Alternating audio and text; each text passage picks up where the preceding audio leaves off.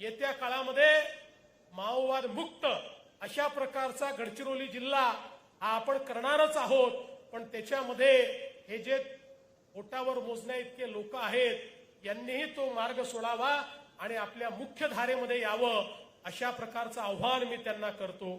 हे सगळं करत असताना हा जंगलातला बंदुकीचा माओवाद तर संपतोय, पण त्याच वेळी एका वेगळ्या माओवादापासून आपल्याला या ठिकाणी निश्चितपणे सजग राहावं लागेल, सावधान राहावं लागेल।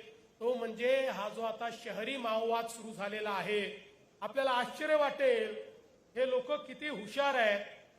जसं गडचिरोलीचा विकास सुरू झाला आणि आपण या ठिकाणी भूमिपूजन केलं, दुसऱ्या दिवशी सोशल मीडियामध्ये काही पोस्ट चालल्या की गडचिरोलीमध्ये आदिवासींच्या जमिनी हिसकावून घेतल्या गेल्या, आदिवासींना त्या ठिकाणी मारून टाकण्यात आलं आणि त्यांच्या जमिनीवर प्लांट उभं करणं सुरू झालं आणि त्या ठिकाणी मोठ्या प्रमाणात जंगल तोड सुरू झालेली आहे।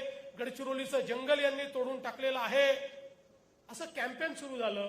मला आश्चर्य वाटलं हे कॅम्पेन कसं सुरू झालं, असं तर काही घडलेलंच नाही, असं आपण करतही नाही, करायचं कारण नाही।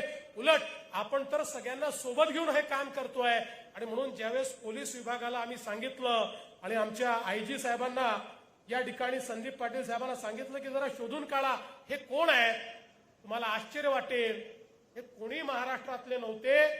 2 जण कलकत्त्यात बसले होते, 2 जण बंगलोरमध्ये बसले होते, फॉरेन फंडिंग त्यांच्याकडे होतं आणि त्यातनं अशा प्रकारच्या पोस्ट तयार करून आपल्या विरुद्ध लोकांना भडकवायचं, संविधानाच्या विरुद्ध लोकांना भडकवायचं।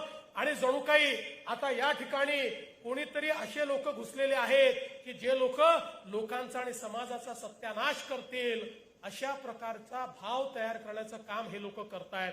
आणि म्हणून अशा प्रकारे अफवांच्या माध्यमातून लोकांच्या मनामध्ये संभ्रम तयार करून विकासापासून लोकांना वंचित ठेवायचं, लोकांना जन्मभर गरीब ठेवायचं, लोकांना जन्मभर गुलाम ठेवायचं, लोकांना जन्मभर खितपत ठेवायचं, अशा मानसिकतेच्या लोकांच्या विरुद्ध हा लढा आपण उभारलेला आहे।